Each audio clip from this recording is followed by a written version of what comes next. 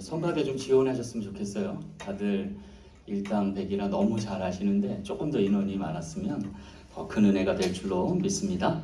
네. 자, 이 시간 우리 정돈영 성도님 나오셔서 하나님 말씀 봉독해 올리겠습니다. 오늘 우리에게 주실 하나님 말씀은 신약성경 히브리서 2장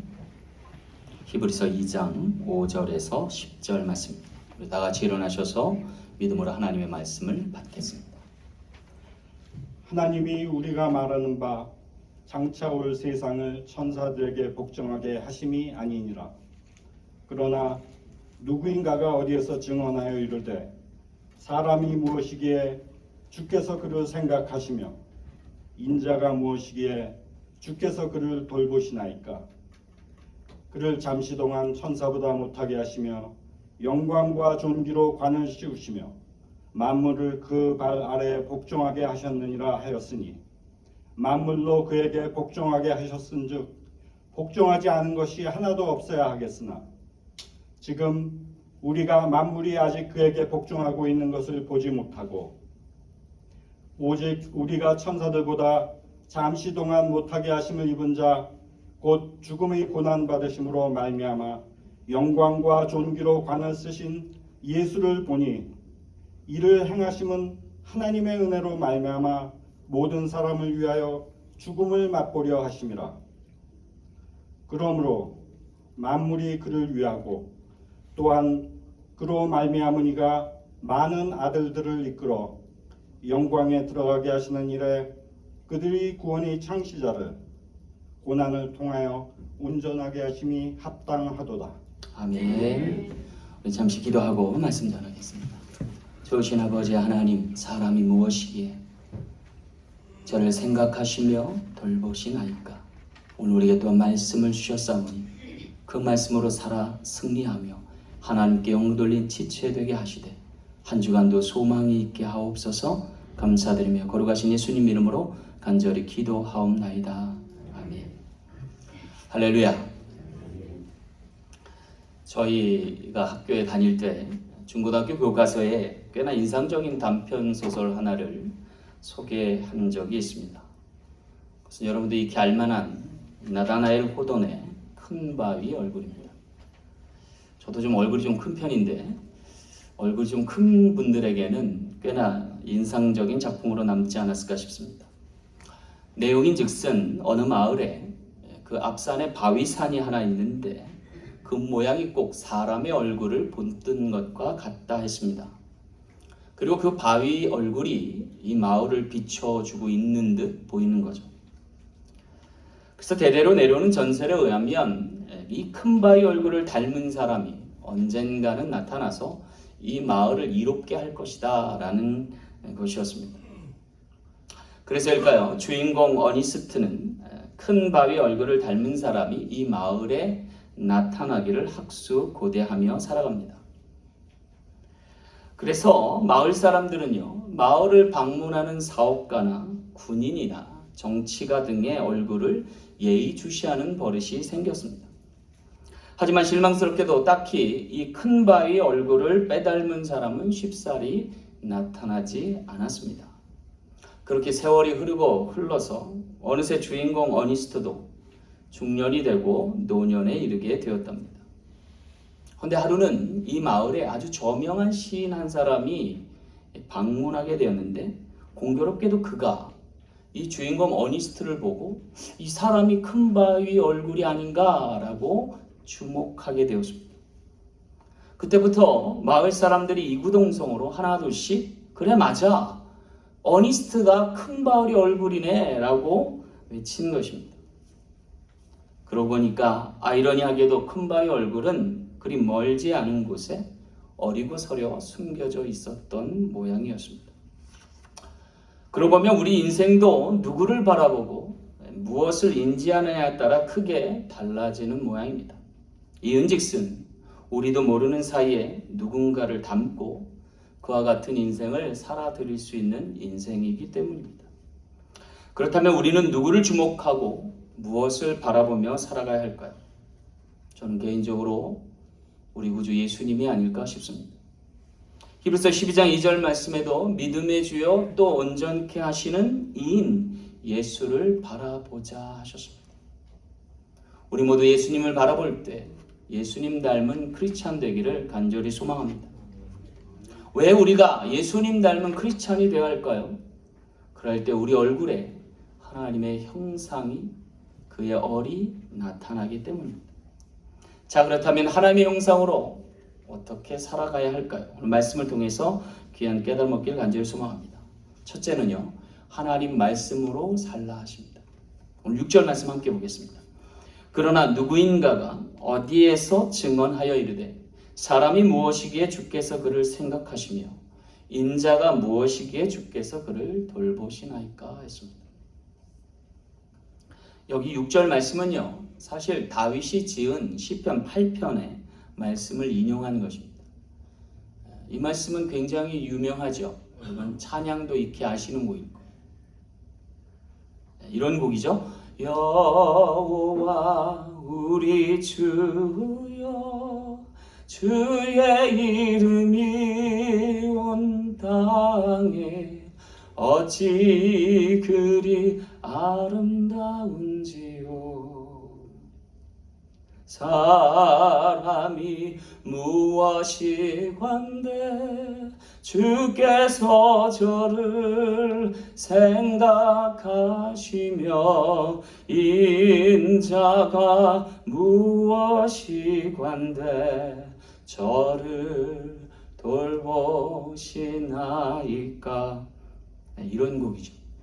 신묘막측한 하나님의 창조사역과 통치사역을 언급한 곡이라 할 수 있겠습니다. 그런데 아이러니하게도요, 오늘 본문의 히브리서 기자는 이 말씀을 인용한 다윗을 직접적으로 언급하지 않습니다.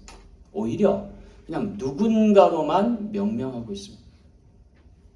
6절 말씀 다시 볼까요? 그러나 누구인가가 어디에서 증언하여 이르되 라고만 소개됩니다. 왜 히브리서 기자는 그 저명한 다윗을 한낱 누구인가로 치부하고 마는 걸까요? 그것은 다윗을 무시하고자 함이 아닙니다. 우리가 주목해야 할 것은 증언하는 이가 누구인가가 아니라 그가 증언한 사실이 어떠한가가 중요합니다. 따라서 증언의 초점이 사람을 생각하시며 돌보시는 하나님의 섭리에 있다 하겠습니다. 다시 말해서 하나님의 창조사역과 통치사역은 하나님의 뜻을 나타나기 위한 과정임을 얘기하는 거죠. 그렇다면 하나님의 뜻은 어디에 있습니까? 오늘 7절 말씀에 있어요. 그를 잠시 동안 천사보다 못하게 하시며 영광과 존귀로 관을 씌우시며 그랬어요. 이름은 말씀의 본체이신 예수님께서 잠시 동안 낮고 천한 종의 형체를 빌어 사람과 같이 되셨음을 알리는 거죠. 그리고 이러한 사실을 사도 바울은 고린도후서 4장 7절 말씀에 이르기를 우리가 이 보배를 질그릇에 가졌으니 이는 심히 큰 능력은 하나님께 있고 우리에게 있지 아니함을 알게 하려 하십니다. 그랬어요. 한마디로 뭐예요? 우리의 인생은 말씀의 그릇이라는 거예요. 말씀을 담고 살아갈 그릇임을 이야기하는 거죠. 그러고 보면요, 주님께서도 말씀하셨어요. 사람이 떡으로만 살 것이 아니요 하나님의 입에서 나오는 말씀으로 살리라 했어요. 여러분 인생도 마찬가지예요. 사람이 태어나면서 죽을 때까지 간직하며 사는 게 있어요. 그건 뭐냐면 말이에요. 말씀. 여러분 사랑하는 이와 대화할 때 무엇을 주고받죠? 말을 주고받죠. 여러분 아이들을 가르칠 때는 무엇으로 가르쳐요? 말로써 가르칩니다. 여러분 사업할 때 바이어를 상대할 때 여러분 무엇으로 의사소통을 하나요? 말로써 하죠. 여러분이 누군가 청중들에게 프레젠테이션을 하거나 무언가를 설명하거나 호소하려 할 때 무엇으로 합니까? 말로써 합니다. 여러분이 자주 들어본 그리고 바라보는 드라마나 영화도 다 시나리오, 워드, 말로써 이루어진 것을 볼 수 있어요. 그러고 보면 여러분 말이 쓰이지 않는 것은 하나도 없다라고 말할 수 있어요. 가정에서도 학교에서도 직장에서도 사회에서도 나라에서도 다 말을 통해서 세상이 이루어져 가고 있는 것을 보게 되죠. 중요한 것은 이 말이 말 같지 않게 될 때가 문제예요. 그렇다면 말이 어떠해야 되는 거예요? 말씀과 같이 될 때예요. 그럴 때 가정이 살고 학교가 서고 사회가 소통하고 나라가 통치되기 때문입니다. 그렇다면 여러분, 하나님 나라는 어떨까요? 하나님 나라에도 역시나 말이 중요해요. 여러분, 지금 대한민국은 대선 정국이 얼마 남지 않았어요. 여야 가릴 것 없이 수많은 후보들이 난립하여 갖가지 말들을 쏟아내고 있어요. 그리고 서로 간에 토론 배틀을 하듯 말씨름, 말전쟁을 벌이고 있어요. 때론 너무 과열돼서 말씨름이 말싸움이 되기도 하고 말다툼이 되기도 하고 나중에는 말장난이 되기도 해요. 그렇게 해갖고는 여러분, 나라가 제대로 설 수 없겠죠. 그러면 나라가 나라 되기 위해서 필요한 건 뭐예요? 말이 말씀이 되어갈 때. 다시 말해서 말이 말씀으로 승화될 때 그 나라가, 그 관계가, 그러한 인생이 바로 서게 된다라고 합니다. 여러분, 그렇다면 왜 말이 말씀이 되어야 할까요? 여러분, 그러할 때에 우리의 인생이 구원받기 때문입니다. 여러분, 우리가 기억해야 될 것이 있어요. 말씀이 육신이 되어 우리 가운데 거하신 예수님이라고 성경은 소개합니다. 예수님이 말씀의 본체신데 그 말씀이 육신이 되어 우리 가운데 오셨다는 얘기죠. 반대로 얘기하면요, 육신인 우리가 말씀이 되고 말씀이 되면 주의 나라 가운데 거하게 되고 영생하게 된다는 거예요. 그럴 때 오늘 우리가 주님과 함께 영생의 길로 들어갈 수 있게 되는 거죠. 그것은 오직 인생에게만 허락하시는 거예요. 사람에게만 부여하신 은택인 거죠. 여러분, 그렇다면 어떻게 육신이 말씀이 될 수 있을까요? 그것은 여러분이 말씀으로 살아내면 돼요. 여러분의 육신을 가지고 여러분의 삶의 이야기가 여러분의 이야기가 아닌 하나님의 이야기로 바뀌어지면 돼요. 여러분, 그럴 때 여러분은 말씀이 되는 거예요. 여러분, 이 성경에 보면요, 수많은 인물이 나와요. 근데 공통점이 있어요. 뭐냐면 이 사람들의 삶의 이야기가 자신들의 이야기로 머물지 않고 예수 그리스도의 이야기로 바뀌어져요. 그리고 예수 그리스도의 이야기로 바뀌어진 것을 여기 담아낸 거예요. 이게 성경 말씀이에요.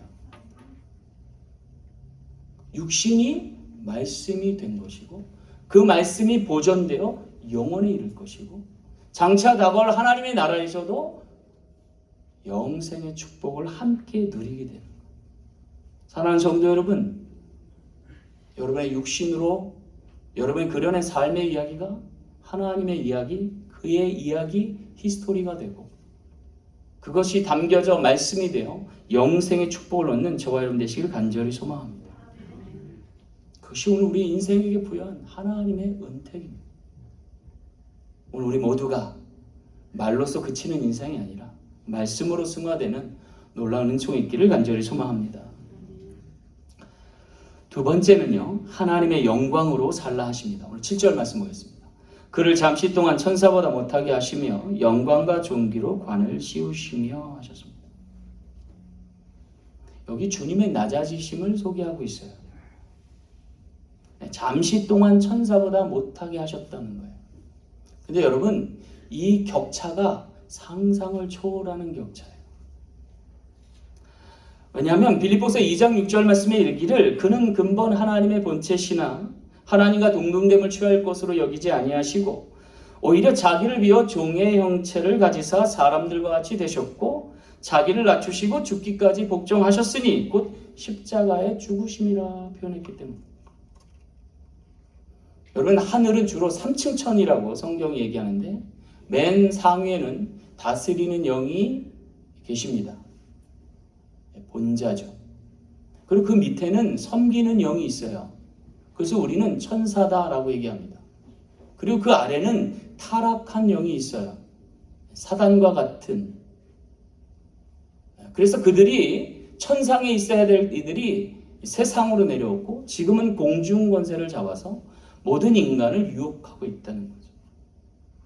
근데 놀랍게도 다스리는 영이신 하나님의 아들 되신 독생자 예수 그리스도께서 다스리는 영에서 섬기는 영, 타락한 영, 그리고 그 아래에 있는 인생으로 낮아지는 거예요. 천상에서는 사실 있을 수 없는 일입니다. 그런데 하나님이 이 일을 감행케 하셨다는 거예요. 뿐만 아니라 그분이 이 땅에 오셔서 종의 형체를 빌어 사셨고 고난 당하셨고 죽임까지 당하시고 음부까지 내려가셨다는 거예요. 더 내려갈 수 없을 만큼 내려가셨다. 그 아이 최고점에서 최저점으로 내려가신 거예요. 그러니 하나님이 그를 지극히 높여 모든 이름 위에 뛰어난 이름을 주시고 모든 입으로 예수 그리스도를 주라 시인하여 하나님 아버지께 영광이 되게 하셨다라고 성경은 이야기해요. 여러분, 어떻게 죽음과 고난의 십자가, 그것이 부활의 영광과 존귀로 바뀔 수 있을까요? 그래서 오직 하나, 목적하는 바가 그것이면 가능한 거예요. 우연히 되는 일이 아니에요. 누군가의 선하신 의도와 목적이 있을 때만이 가능한 것이고 그것을 순종으로 살아드릴 때만 가능한 거예요. 다시 말해서 목적이 이끄는 삶이 되면 가능한 일이에요. 여러분, 예수님이 이 땅에서 사신 목적이 뭐였어요? 이것이었어요. 잠시 동안 천사보다 못하게 하시되 장차 영광과 존귀로 간을 씌우실 것을 믿고 사시는 거죠. 그래서 십자가도 죽음도 마다하지 않으신 거고 부활과 승천의 영광도 많으시는 거예요. 근데 여러분, 여러분의 삶의 목적은 어디에 있습니까? 우리의 인생의 삶의 목적이 어디에 있다고 생각하십니까? 혹 여러분 행복이라고 말하고 싶지 않습니까? 내가 사는 이유는 행복이야. 다들 그렇지 않습니까? 잘 되는 것, 남들보다 나아지는 것, 내가 원하는 대로 사는 것, 그게 우리 인생의 목적이라고 생각지 않으십니까? 근데 여러분, 조심하고 경계해야 돼요. 여기 사단의 속임이 있어요. 많은 사람들이요, 행복이라고 하는 것에 목을 메어 사는 사람들이 있어요. 학생들이 진학을 하는 목적 물어보면요, 행복하겠다라고 얘기해요. 직장을 정하고 선정하는 기준도 행복이라고 생각해요. 결혼의 목적도 행복이고, 육아의 목적도 행복이고, 은퇴의 목적도 행복이라고 생각하는 사람이 많죠. 근데 여러분, 그렇게 행복을 추구하고 행복을 목적으로 사는데 만약 행복하지 않으면 어떠시겠어요? 내가 원하는 행복인데 그 행복이 내게 깃들지 않으면 어떻게 하시겠어요?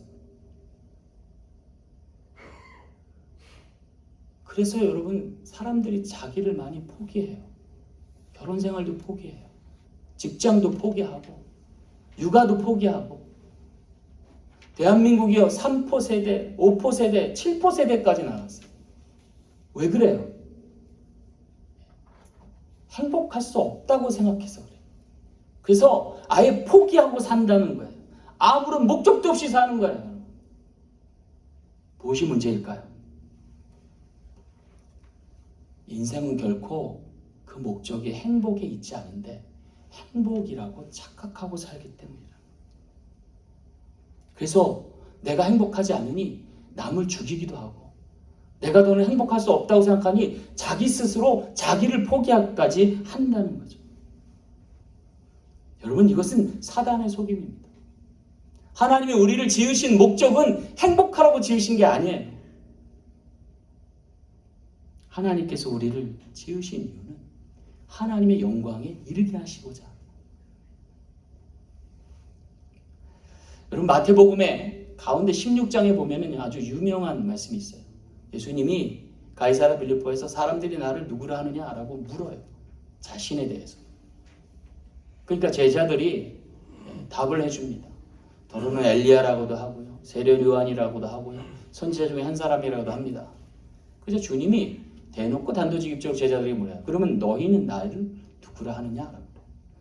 그때 베드로가 주는 그리스도시요 살아계신 하나님의 아들이십니다라고 고백하죠.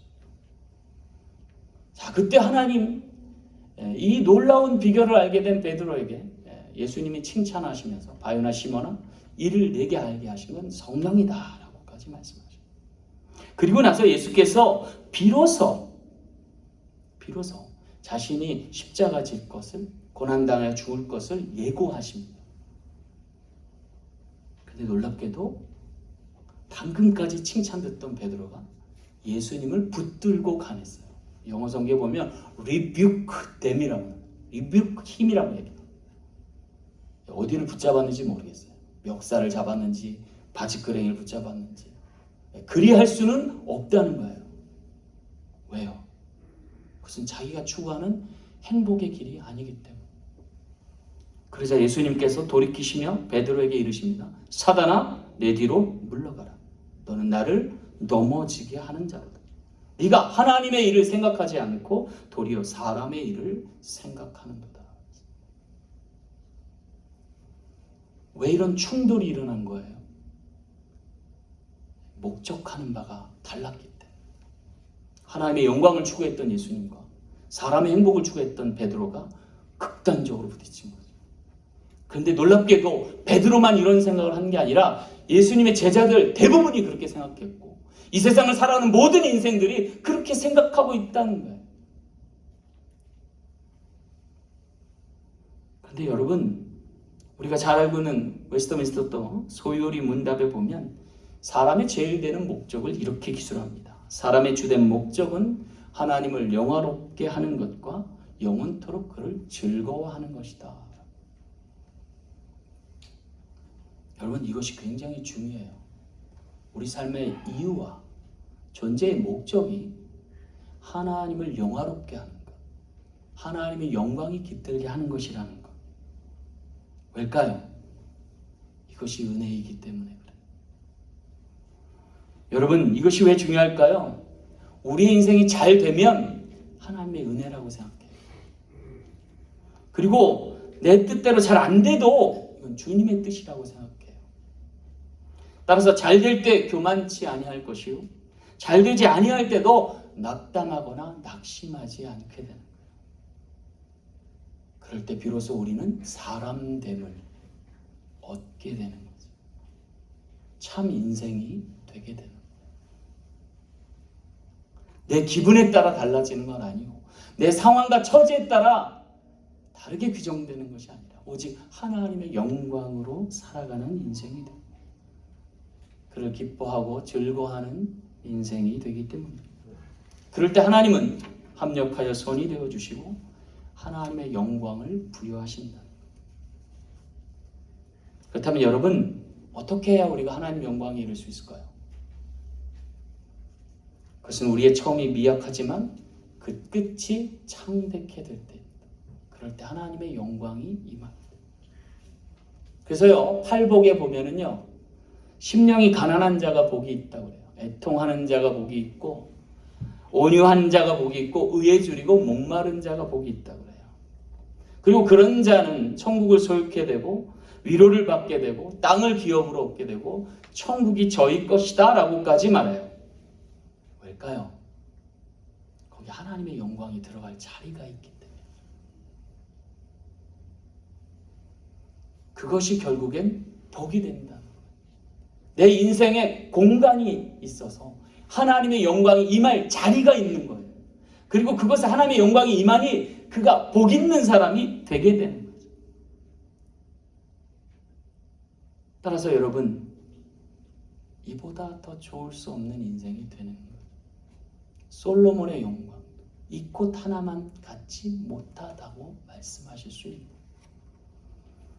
여러분, 교회도 마찬가지입니다. 우리 사랑교회가요, 처음에는 가난했어요. 애통했어요. 온유할 수밖에 없었고 줄이고 목말랐습니다. 그래서 우리가 은혜 없이는 못 사는 교회였잖아요.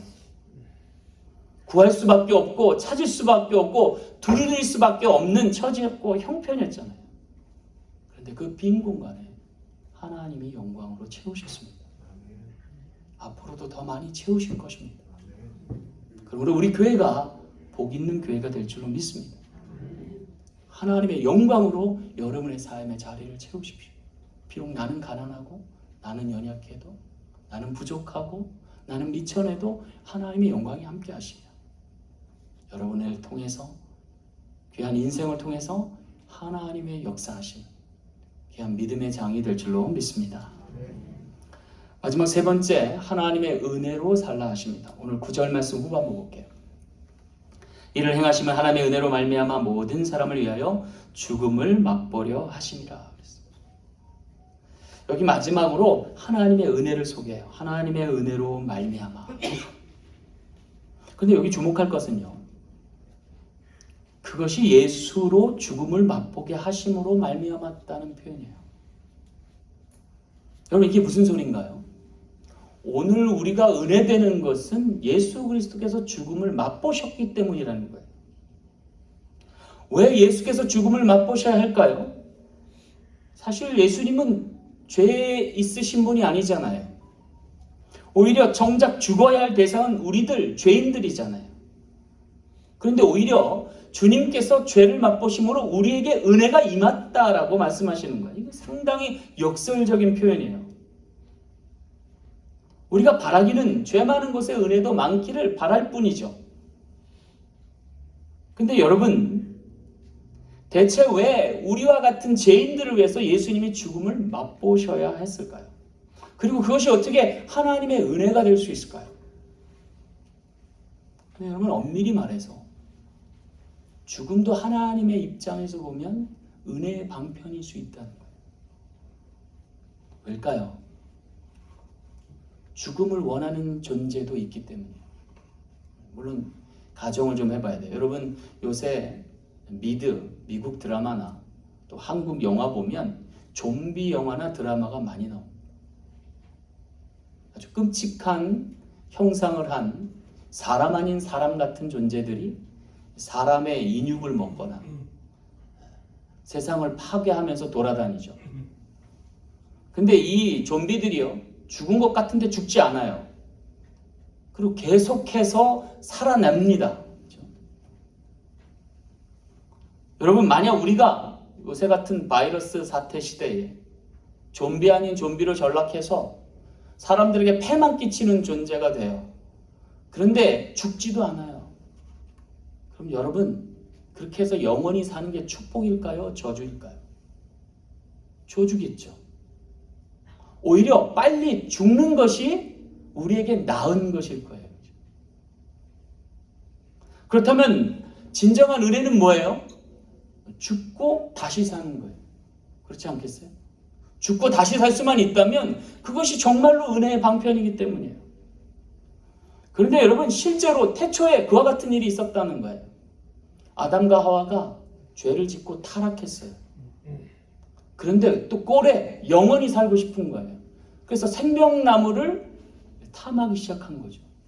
그래서 하나님이 알고서 생명나무에 두루 도는 화염검을 설치하셨어요. 그리고 아담과 하와를 에덴에서 쫓아내시면서 그들로 하여금 한 가지 은혜의 방편을 허락합니다. 물론 가죽옷을 지어서 입히죠. 거기에 의미가 뭐예요? 누군가의 죽음으로 다시금 거듭나게 될 것을 약속하시는 거예요. 다시 말하여 누군가의 희생을 통해서 대신 살게 될 것을 예언하시는 거예요. 그것이 바로 예수 그리스도를 통한 오늘 우리에게 임하실 은혜라는 거예요. 그러니 여러분, 죽는 것을 너무 원망하지 마세요. 다시 태어날 수 있다는 전제가 있기 때문입니다. 중요한 것은 죽음을 당하되 맛보는 수준이 되어야 된다. 그래서 오늘 성경은 뭐라고요? 모든 사람을 위하여 죽음을 맛보려 하십니다. 맛본다는 얘기는 뭐예요? 경험만 한다는 거지. 실제 죽는 것은 아닐 수 있다. 그것은 다시금 소생할, 다시금 부활할 여지가 있음을 알려주는 거죠. 여러분, 만약 우리가 죽음을 맛보아 아는 정도가 아니라 아예 죄로 인하여 죽어버리면 어떻게 될까요? 그러면 심판이죠. 정말 마지막이죠. 그래서 고린도서 15장 55절 말씀에 사망아 너희 승리가 어디 있느냐? 사망아 네가 쏘는 것이 어디 있느냐? 사망이 쏘는 것은 죄요. 죄의 권능은 율법이라 그랬어요. 사실 죽음은 은혜일 수 없어요. 은혜가 되기 위해선 잠시 죽음을 맛보고 다시 살 때에 은혜 되는 거예요. 그리고 그것은 예수 그리스도로 말미암을 때 가능하다는 거예요. 이윤직슨 여러분, 사람이라고 해서 다 부활할 것은 아니기 때문이에요. 여러분, 계란도 보면 무정란이 있고 유정란이 있어요. 똑같이 생겼는데, 한 뱃속에서 나왔는데 한쪽에는 생명이 있고 한쪽에는 생명이 없어요. 그걸 누가 정한 거예요? 닭이 정한 것도 아니고 사람이 정한 것도 아니에요. 오히려 그렇게 나게 하신 이가 정한 거예요. 거역할 수 없는 갈림이에요. 여러분, 사람은 어떨까요? 사람도 마찬가지예요. 그래서 요한 1서 5장 11절에 이렇게 말씀하세요. 또 증거는 이것이니 하나님이 우리에게 영생을 주신 것과 이 생명이 그의 아들 안에 있는 그것이니라. 아들이 있는 자에게는 생명이 있고 하나님의 아들이 없는 자에게는 생명이 없느니라 그러셨어요.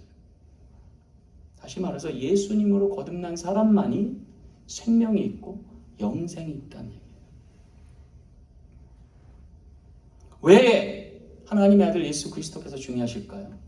그분이 말씀이었는데 육신이 되셨고 다시금 육신이 말씀되어 하늘에 오르실 것이기 때문이고, 그렇게 오르실 때 그와 함께할 아들들이 있음을 얘기하는 거예요. 곧 하나님이 택하신 믿음의 백성들임을 이야기하는 거예요. 그러면 우리가 어떻게 하여 예수님과 함께 저 천국에 이를 수 있을까요? 로마서 14장 7절 말씀에 보면 우리 중에 누구든지 자기를 위하여 사는 자가 없고 자기를 위하여 죽는 자도 없도다. 우리가 살아도 주를 위하여 살고 죽어도 주를 위하여 죽나니 그러므로 사나 죽으나 우리가 주의 것이로다. 주님으로 살아야 돼요. 주님과 함께 죽고 다시 살 때만이 가능할 일이라는 거예요. 이것이 은혜로 살고 믿음으로 삶을 이야기하고 주와 함께 살 것을 이야기하는 것입니다. 사랑하는 성도 여러분, 이것이 왜 은혜일까요? 가정을 하나 해볼게요. 어떤 사람이 장애를 만나서 살아도 사는 게 아닌 사람이 있어요. 차라리 죽는 편이 낫겠다고 하는 분이 있어요. 그런데 놀랍게도 이 사람을 위하여 대신 죽을 사람이 나타나는 거예요. 그래서 이식을 하고 새로운 삶을 부여받게 하는 거죠. 여러분, 우리가 죽을 수밖에 없는 인생이었는데 이식을 받아 새로운 인생으로 살아가게 되었다면 여러분, 그 사람의 삶의 태도는 뭘로 바뀔까요? 은혜로 사는 삶으로 바뀌지 않을까요? 여러분, 이식을 받은 사람은 아마 잘 아실 거예요. 왜냐하면 죽음을 이미 맛보아 알았기 때문에. 죽는 게 뭔지 아는 분들이기 때문에. 그런데 다시 살리심을 받게 되는 거죠. 그래서 이제는 은혜로 사는 거죠. 믿음으로 사는 거죠. 하나님을 바라보고 살게 되는 거죠. 따라서 그 누군가의 목까지 살아낼 수 있는 사람이 되는 거죠. 그에게 복이 있지 않을까요? 우리 모두도 예수 그리스도로 다시 사는 귀한 역사였음을 믿고 주 안에서 영생의 꿈꾸며 살아갈 수 있는 귀한 지체 되시길 간절히 소망합니다. 말씀을 맺겠습니다. 드디어 내일이면 우리 아이들이 방학을 끝내고 개학을 맞습니다. 우리 엄마들에게는 그야말로 감사할 일이죠. 불행 끝 행복 시작이죠. 그런데 코로나 바이러스 때문에 그저 행복할 수만은 없는 것 같아요. 그러고 보면 자녀가 무엇이기에 이렇게 애를 타야 되나라는 생각도 해봅니다. 어쩌면 하나님도 그와 같지 않으실까요? 우리를 물가에 내놓은 아버지 되셔서 오늘 우리로 하여금 삶을 영위함에 있어서 늘 지켜봐야만 하는 입장이 하나님 아니실까요? 그들을 위하여 기도할 수밖에 없고 그들을 위하여 간구할 수밖에 없는 존재가 바로 하나님이시기 때문에 그렇습니다. 그런데 우리 아이들을 바라보면 부모된 입장으로 그런 생각이 들어요. 저 아이들이 한없이 부족한 것 같지만 또 한없이 사랑스럽다라는 거죠. 그저 애를 썩이고 속을 썩여가는데 또 어쩔 때 보면 천사와도 같고 천사보다 낫게 보이는 이유가 뭘까요? 그것은 그들이 사람이요, 그들이 살아내는 인생이 하나님의 얼과 영이 깃들기 때문이 아닐까 싶습니다. 오늘 우리가 그와 같은 존재입니다. 사람이 무엇이기에 저를 생각하시고 인생이 무엇이기에 저를 돌보실까요? 오늘 우리가 하나님과 떨어져 살 수 없음을 고백하고 예수 그리스도로 말미암아 영생을 소망하며 저 천국에 이를 수 있는 우리 모든 지체 되시길 간절히 소망합니다. 기도하겠습니다. 참 좋으신 아버지 하나님 감사합니다. 예수 그리스도와 함께 연합하게 하시고 저 천국에 이를 수 있는 귀한 지체 되게 하시니 감사합니다. 이 땅에서 하나님 말씀으로 살아드릴 수 있고 하나님의 영광으로 나갈 수 있는 저희 모두 되게 하시되 우리 사랑 장로교회를 축복하사 이곳에 영원의 아버지 하나님 풍성함을 담은 은혜의 장막이 되게 하여 주옵소서. 감사드리며 거룩하신 예수님 이름으로 간절히 기도하옵나이다. 아멘. 우리 말씀을 기억하면서 찬송가 369장 찬미함으로 준비하신 이만 한 배봉에 올리겠습니다.